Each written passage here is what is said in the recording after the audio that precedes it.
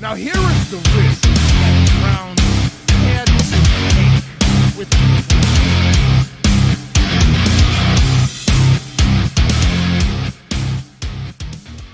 I love you, Cleveland. And I love you, Ohio. And a very pleasant welcome to this week's version of Bonus Time with Drennan here on the Big Play Sports Network. Hi, I'm Bruce Drennan along with Ryan Smith. Welcome to this week's show.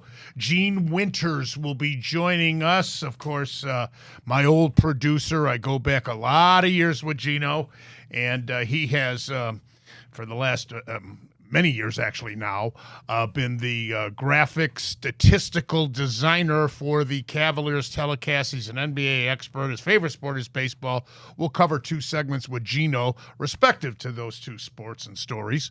And we'll catch up with everything else in between.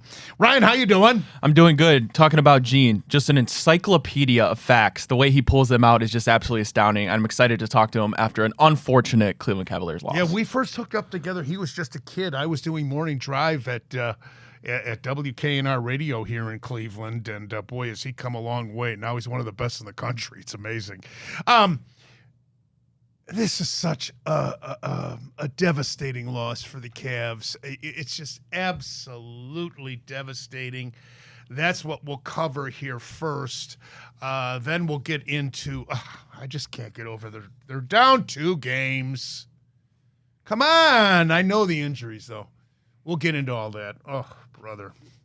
And then we'll cover the Guardians and the split. Yeah, that first game was absolutely bizarre yesterday on Tuesday. Just a bizarre ball game. And then I think the Guardians showed their anger in the nightcap, just absolutely thrashing the Washington Nationals. And then got a little bit, then we'll go in with Gene. We've got the Ask Bruce segment coming up. As far as the Browns, really not much to report. The Devin Bush case. You think they'll keep him, Ryan? There's a little bit of a scandal going on because of the assault charges against him. He's a linebacker with the Browns. At one time, a first-round draft choice, I believe, with Tampa Bay. Yeah, I'll tell you what. I believe they really want to, and unless something comes out, I would imagine he stays on the team. He was actually a pretty decent bright spot in a rather down season last year, and that linebacker room is already pretty thin. Jock, we don't know the complete status of. Schlesinger's a rookie, Jordan Hicks, but you need Devin Bush in that linebacker room, so I would imagine they want to hold on to him. Yeah. Also, rookie minicamp will be starting for the Browns. Is that this weekend? I believe May 9th, Bruce, is rookie minicamp. Crazy to think we're already here. Browns rookies getting their numbers, ready to hit the field. Yeah. And, of course, the Kentucky Derby was run over the weekend. Sovereignty was the winner. And, of course, journalism entered the Derby as a 3-1 favorite. The last favorite to win the Kentucky Derby was in 2018. That was Justify.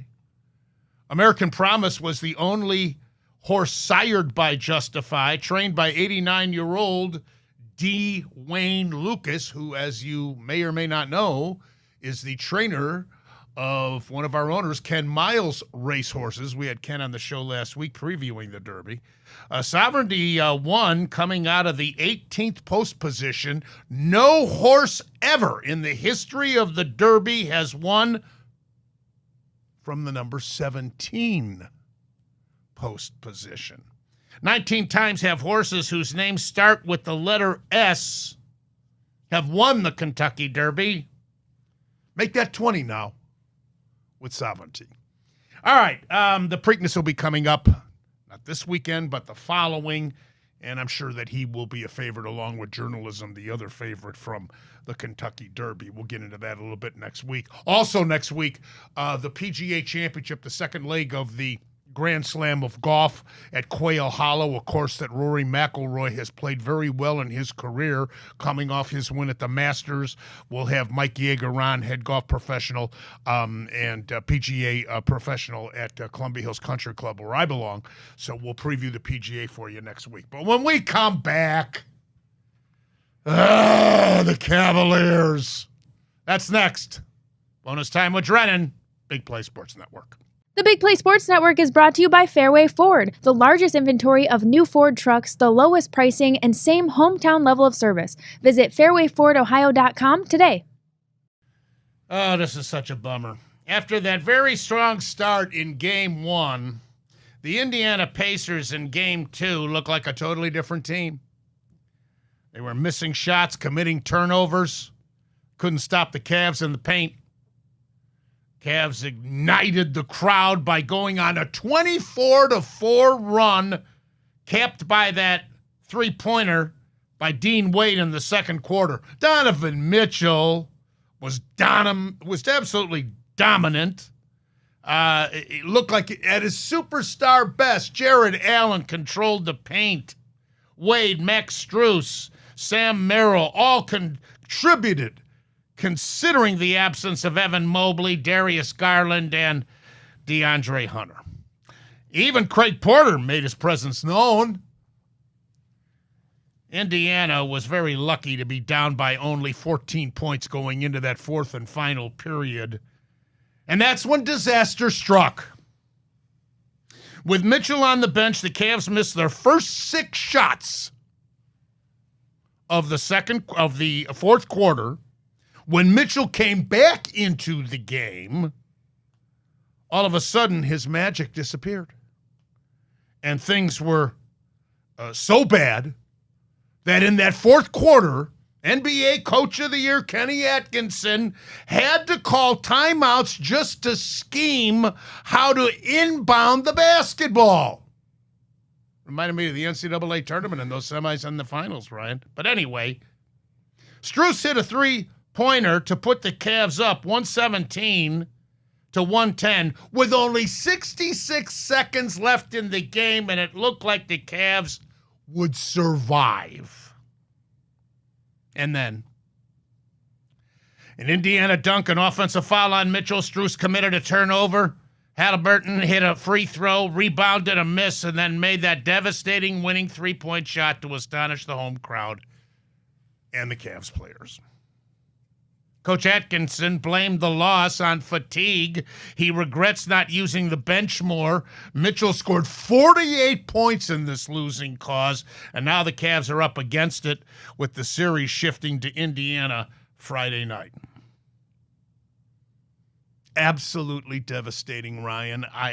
Who would have guessed it? And, you know, the Cavs have had injuries this year, but Atkinson has found a way going to that bench to, you know, overcome those injuries in certain games, but not in the playoffs, not so far here with Indiana. Yeah, Donovan Mitchell hero ball, it wasn't enough. It reminds me a lot of the Magic series. Obviously, they ended up winning that because of the heroics of Donovan Mitchell, but it just wasn't enough in this one. I mean, when Ty Jerome starts, shoots 1 for 14, you're not going to win a lot of games, and it's hard when you're missing 2 of your 3 best players as well as your most impactful player on the bench in DeAndre Hunter.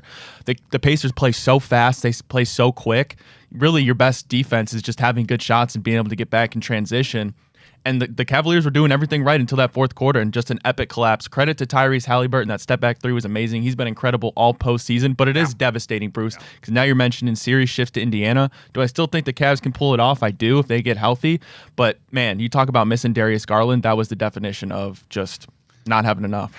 Yeah, and the odds are really against the Cavs now. I mean, teams have come back from a 2-zip deficit to win series in best-of-7 series in NBA history, no matter what round it is. It's happened quite frequently, but the odds are against us. We got to get healthy. When we come back, we'll get more into this when we welcome Gino Winters shortly here on Bonus Time with Drennan on the Big Play Sports Network. Back in a minute. The Big Play Sports Network is brought to you by Smart Choice Windows, energy-efficient products at an affordable price. Visit smartchoicewindows.com today. All right, let's shift to the Ball Diamond, where the Guardians played a game yesterday. It was the makeup of the rainout from the night before, so they played a traditional doubleheader yesterday in the nation's capital. 10-9, Washington coming back. What a wild opening game of the doubleheader yesterday. Guards blew it in the bottom of the 7th inning. Washington rallied for 4 runs, 2 singles, 2 doubles, 2 walks, batting around against the usually reliable Cade Smith and Hunter Gaddis. But the Guards were trailing 6-2 going into the 7th inning, and they roared to an 8-6 lead, scoring 6 runs. Big RBI hits by John Kenzie Noel, Kyle Manzardo, Jose, Gabriel Arias, and Angel Martinez.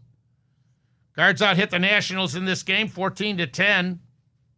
Former Pirate Luis Ortiz started for the Guardians, going 5 1/3, rendering 6 runs, 5 earned, 5 hits, 3 walks. His ERA has now climbed to 5.30. How much longer can we be patient with him? Probably a question for Ask Bruce, but I'm asking you. Game 2 started as quite a pitcher's duel between Ben Lively and Brad Lord. Both starters hurled shutout ball through the first 5 frames, and then the Guardians' offense ignited, outscoring Washington 9-1 the rest of the way. Carlos Santana crushed a 3-run home run. Quan got an RBI double. Jose went 2 for 4 with 2 doubles. Schneemann hit his 5th home run of the season in the 8th. Catcher Austin Hedges launched his 3rd-round tripper of the campaign in the 9th. And the Guardians earned the split here, with Lively evening up his record at 2-2 and lowering his ERA to a 3.46 on the season. Split gives the Guardians a 21-15 record, and we trail the Central leading Detroit Tigers now by 1.5 games. Cleveland will first face Detroit, by the way, for a 4-game series later this month here in May. On the 22nd through the 25th, that will be in Detroit.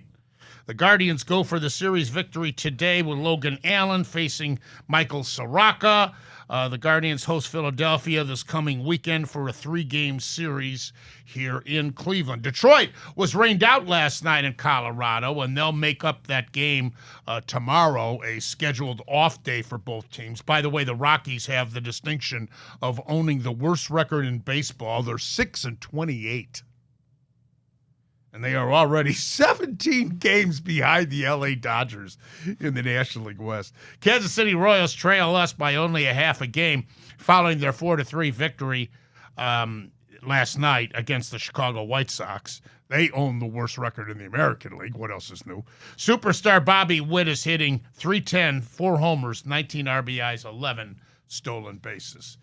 So Guardians doing all right. I'm concerned, though, about the rotation going a little deeper. Lively, once again, like last year, has been very reliable, Ryan. Amazing. You can't say enough about Ben Lively. His stuff might not wow you, but you talk about consistent, lowest ERA in our starting rotation this year. I can't say enough about him. Anytime he picks up the ball on the mound, you feel pretty good to win. Daniel Schneemann coming out of the woodwork in Toronto, keeping it up in Washington.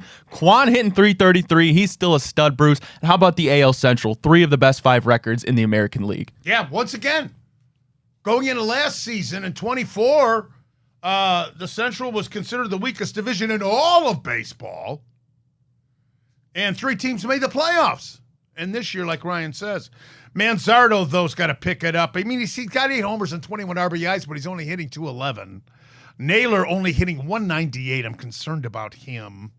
Hedges is so good defensively, and he got the homer in the nightcap yesterday. But, my God,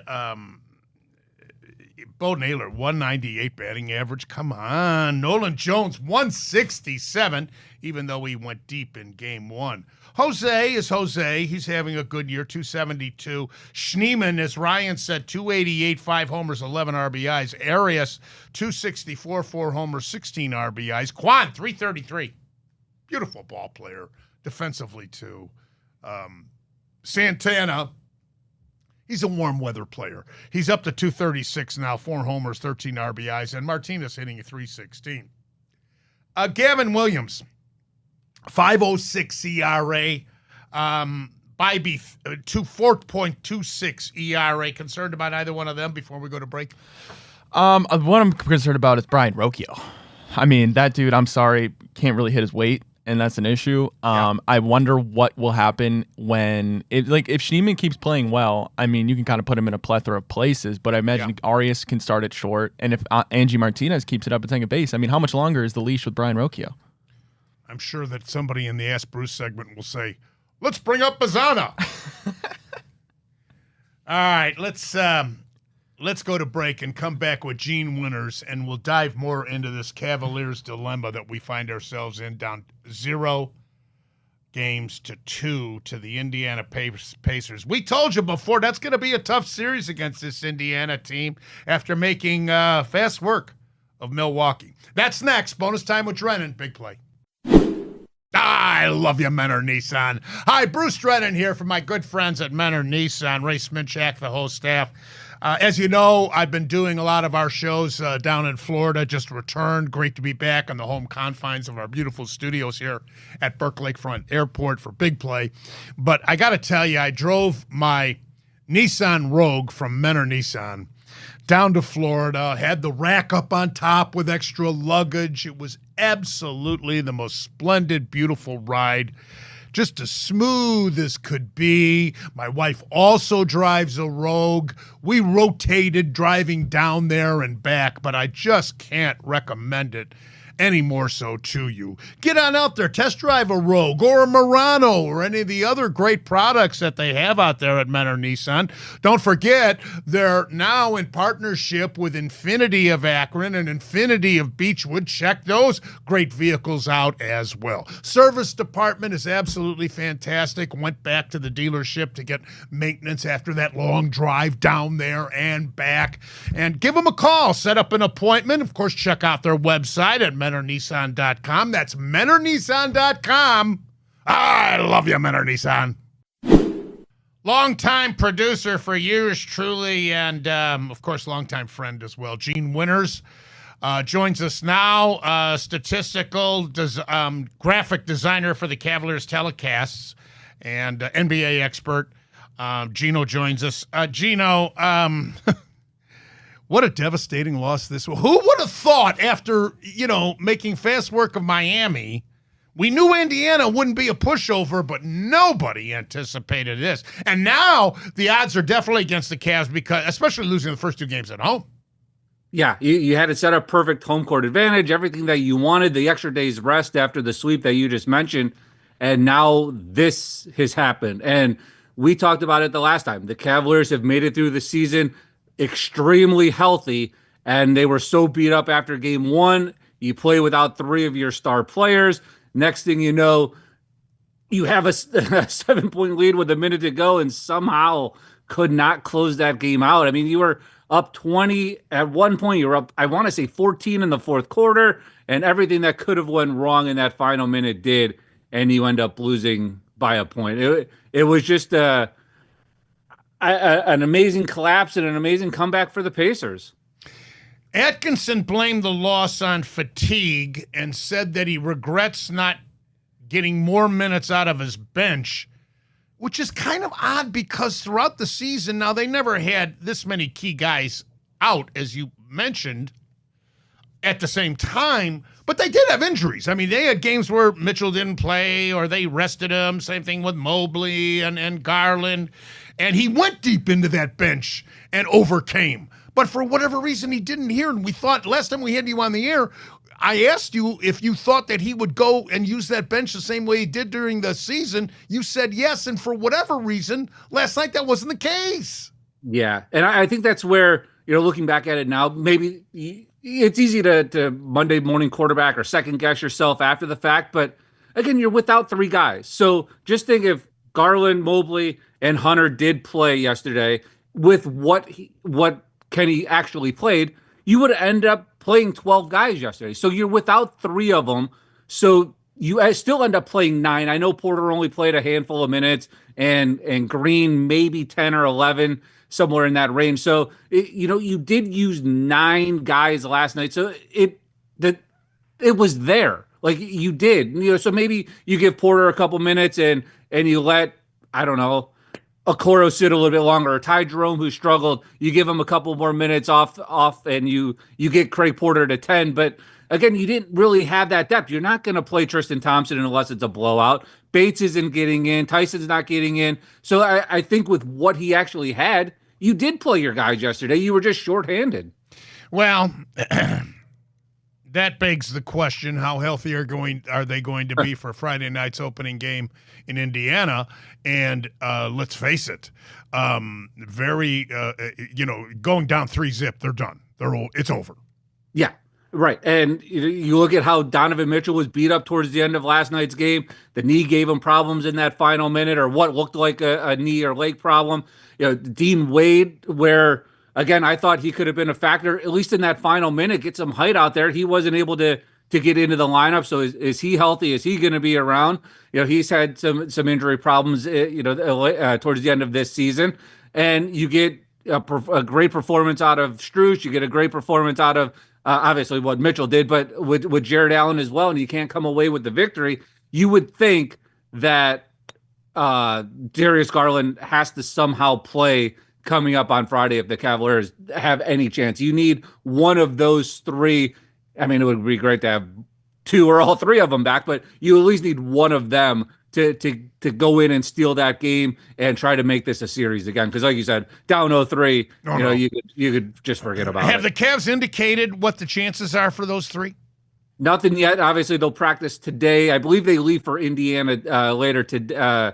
They left this afternoon on Wednesday, so they're already heading there. They'll practice, and then obviously have a practice again tomorrow. They don't have to officially release anything until Thursday at 5:30 is when the first injury report comes out. But I would guess all three of the guys would come up questionable like they were yesterday, and then the Cavaliers will ride it out right until tip-off on Friday, trying to hide back their lineup, trying to hide their hand for the Pacers. I see Vegas has made the Cavs a 1.5-point favorite for this game 3 in Indiana. Let me ask you this. How important is it for Indiana to win this game 3?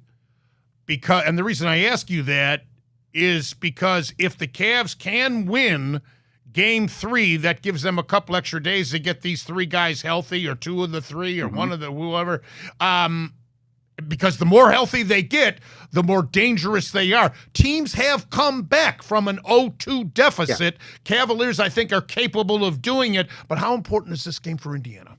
I think extremely, and I think you hit it right there on the head. You need to, if you're Indiana, you need to wrap it up as quick as possible, because the longer you let this series draw out, the Cavaliers are going to start getting guys back, and next thing you know, they're back to full strength. Then there could be some trouble on the Indiana side. You want to wrap this thing up. You want to get back to rest, or whatever Indiana would want to do in those couple days off before facing the winner of New York and Boston. You want to get this thing done. You want to be sitting pretty. Yes, it is a short flight back and forth to Cleveland from Indiana, but if you're the Pacers, you want this thing wrapped up. You don't want the Cavaliers to get healthy, because again, I went back and looked at this morning. So during the season, the Cavaliers lost those back-to-back games against Atlanta. I want to say it was like right around Thanksgiving.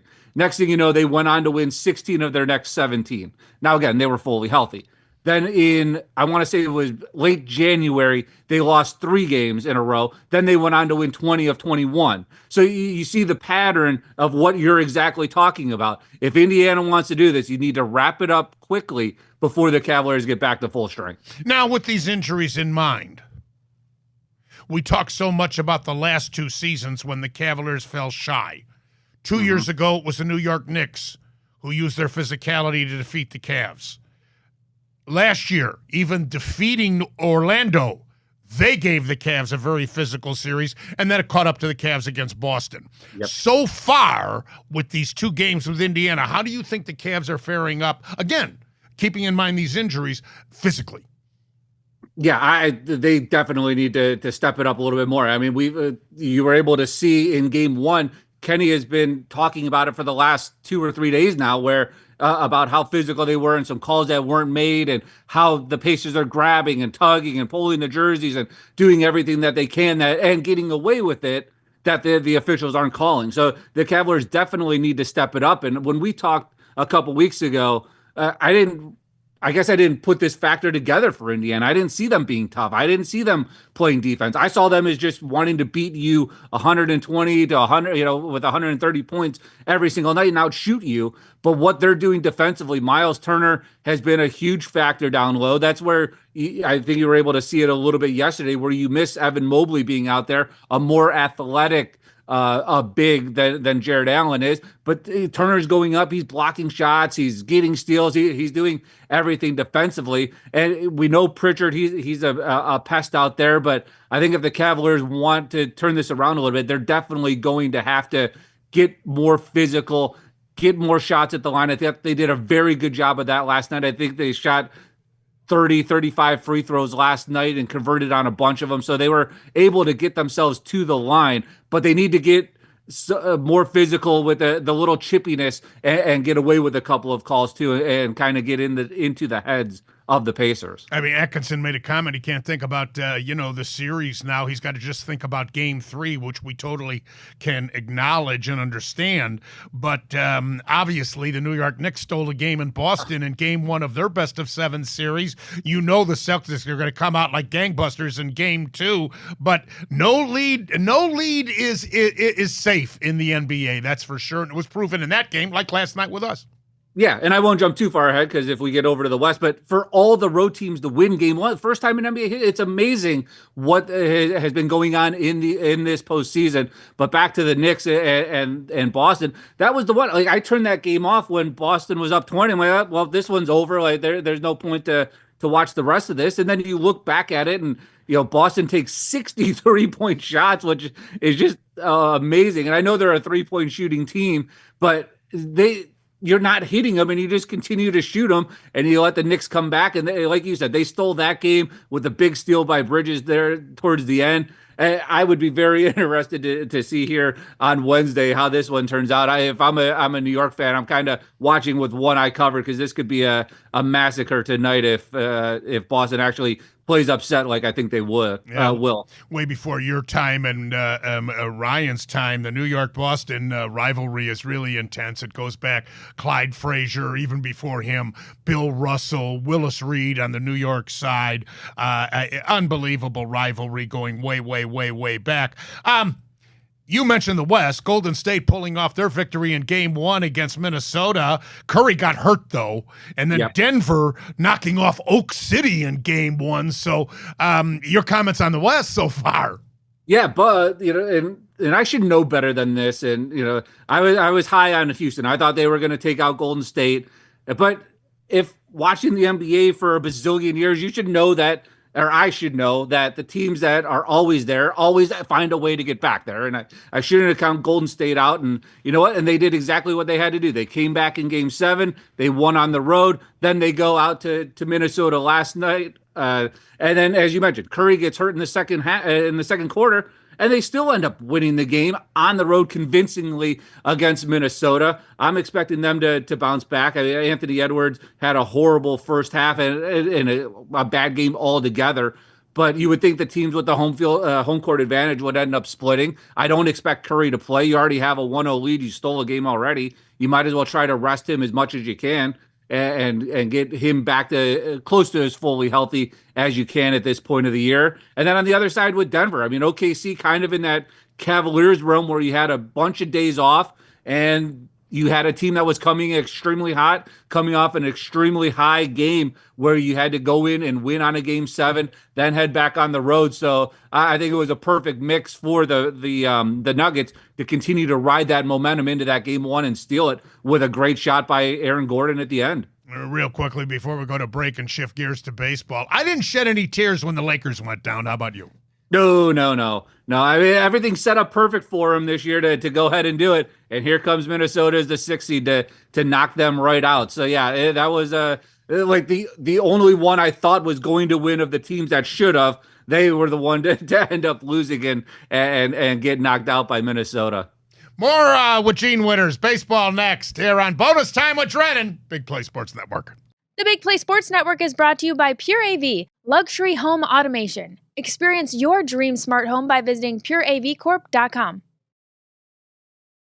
All right, back with Gene Winters, shifting gears now, talking Major League Baseball. And, I'm not concerned about the Guardians. They're right there. Detroit, I think we could have anticipated the way they finished up last year with us eliminating them in the playoffs. They were going to be a better team this year and a contender with Skubal, and now Mize is healthy and off to a great start. Kansas City's right there, but I'm not concerned. I think it's going to be a tight race all the way. Yeah, and I think when we talked about this as well, you factor in Kansas City. I thought Minnesota, yes, they're only 5-6 games behind in the win total right now, but I assume that it was going to be a 4-team race all season long. So where the Guardians are right now, just a game and a half back of the Detroit Tigers, I'll take that heading into this first half of May and after the first month of the season. Sure, would I like to see the pitching get a little bit better? Maybe the bullpen get figured out a little bit more? Sure, but like I said, we're in the first month, and the early returns, I'm very happy with where the Guardians are right now. Yeah, me too. Are you concerned about guys like Nolan Jones and Bo Naylor with the low batting averages? I thought Jones would be just what the doctor ordered, coming back to Cleveland after a great season with Colorado and then an injury-plagued bagged season last year. He's got a comfort zone here, but he hit a long ball yesterday. But again, I reiterate, Naylor and Jones. Yeah, I think both of them will end up getting their averages back to where you would look at, on the back of their baseball card, their career average. I think they're going to get to that point. I think, maybe for Jones, it's that feeling out factor. Again, yes, as you mentioned, he's been in the organization. He understands what Progressive Field is, going through the spring training, being back with the Guardians, like maybe just getting back into that realm, getting comfortable, being back with the organization that originally drafted you and where you started everything. And Bo Naylor, I thought maybe there would be a little bit of a struggle this year without playing with his brother Josh. Maybe that has been playing a little bit of a factor here in this first month. But I expect them both to get settled in. Their averages will get back up, but as long as they continue to hit for power, I'll take it. I don't think there's any really big surprises so far getting off to the season. On the negative note, it's certainly no surprise that the White Sox still stink. You're right. And I don't think it's any surprise that Colorado's got the worst record in baseball at 6-28. But getting back to the Yankees are in first place, not running away with it. Boston is improved. That figures to be a tight division all the way. In the West, that's bunched up. I guess you could say the Athletics. They don't have a home yet, but right. The Athletics a bit of a surprise. But I still look at Houston as that they're going to get their act together. But so far in the American League, I don't know if there are any big surprises. Your take? Yeah, I mean, the only one I would throw in there is Baltimore. I mean, everyone has had high hopes for them with all their young talent, being that this is finally the year. But when you look at their offseason, they didn't really go out and dress pitching.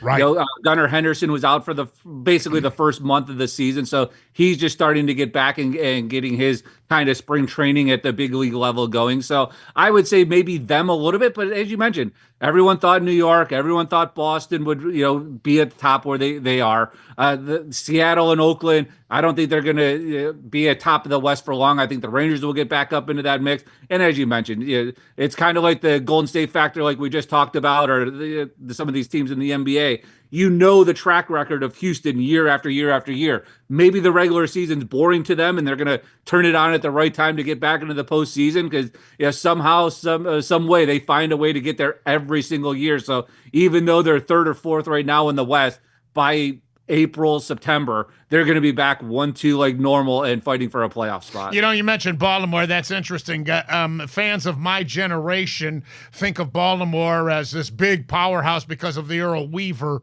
era when they had championship contender after championship contender. But they're a mid-level market team just like us. So they didn't make any offseason moves, and you make a good point there. National League, I mean, the Mets, Philadelphia has caught them percentage-wise. They're tied for first going into today's play. Atlanta, after an atrocious start, has come back. Obviously, I picked the Cubs, and I thought that division was pretty wide open, but Milwaukee's going to be right there. Tito, of course, in his debut with the Cincinnati Reds. Pittsburgh's Pittsburgh. And in the West, you got three teams. San Francisco, it seems like every 3 or 4 years, nobody picks them, Gene, and then all of a sudden they contend or they win the division.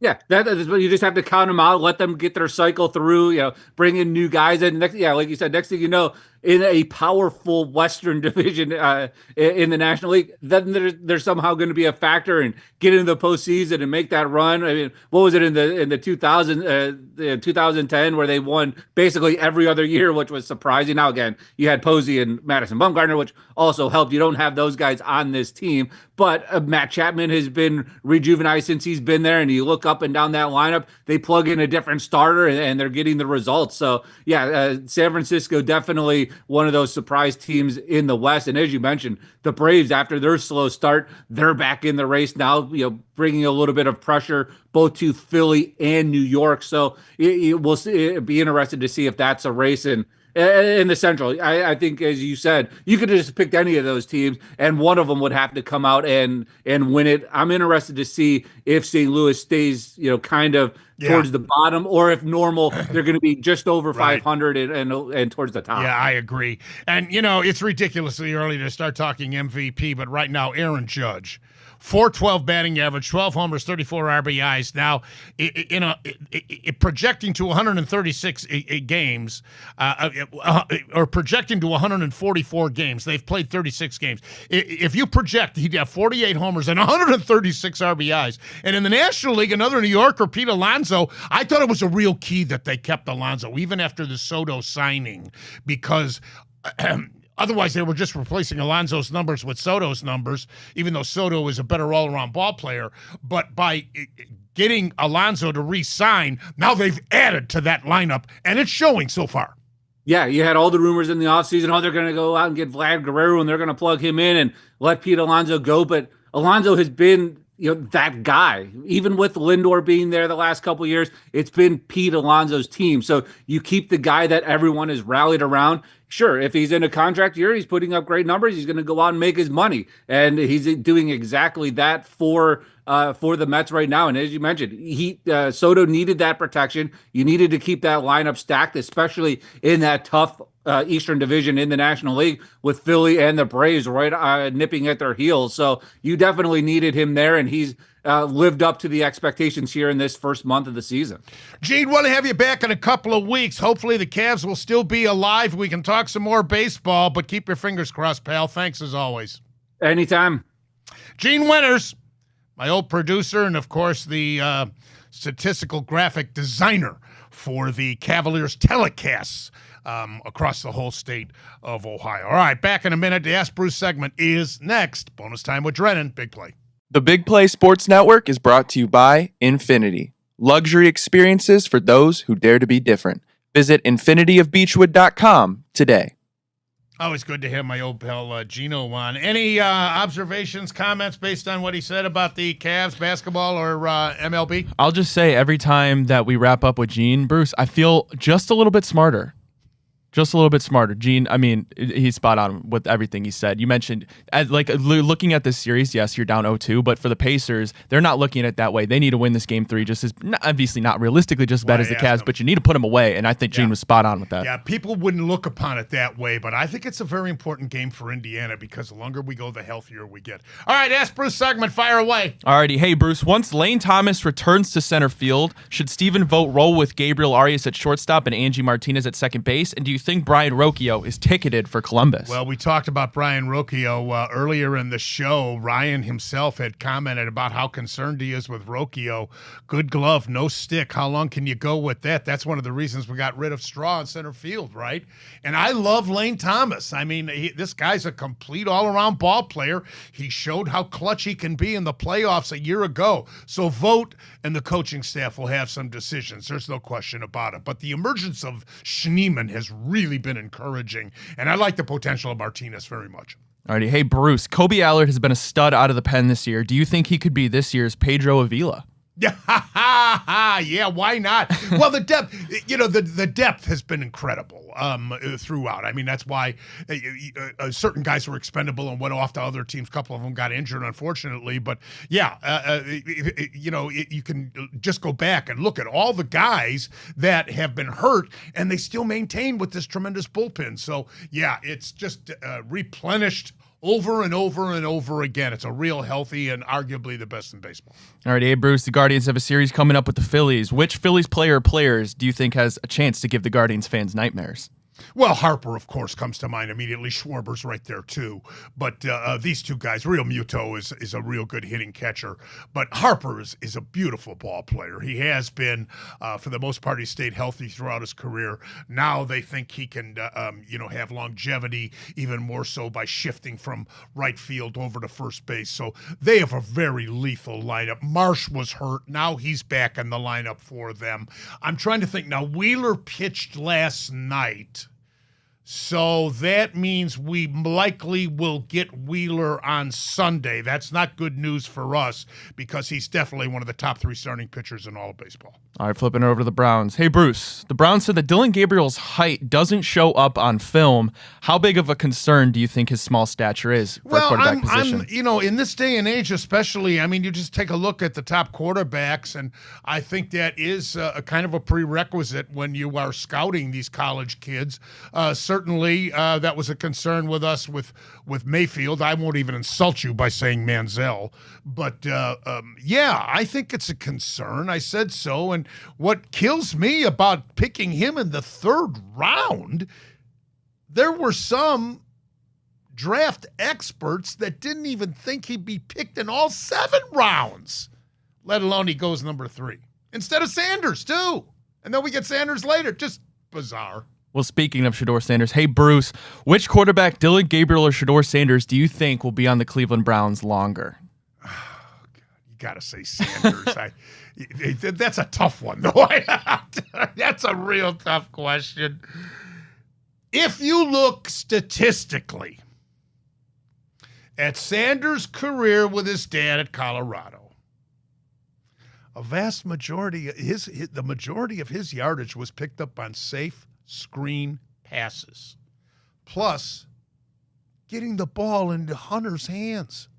You get the ball into this guy's hands and he can take it all the way. So that's a tough one, but I would say Sanders. All right, we'll end it with this one for the Cavaliers. Bruce, who do you think is the more important player to get back for the Cavs in this Pacers series, Darius Garland or Evan Mobley? That's brutal, too, both of them, but I would say Garland take the pressure off the shooting and penetration, unless he's been able to apply for us all season long. But boy, oh boy, this game Friday night is going to be so huge for both teams, as we've covered here on today's show. And unfortunately, that's all the time we have for today's show.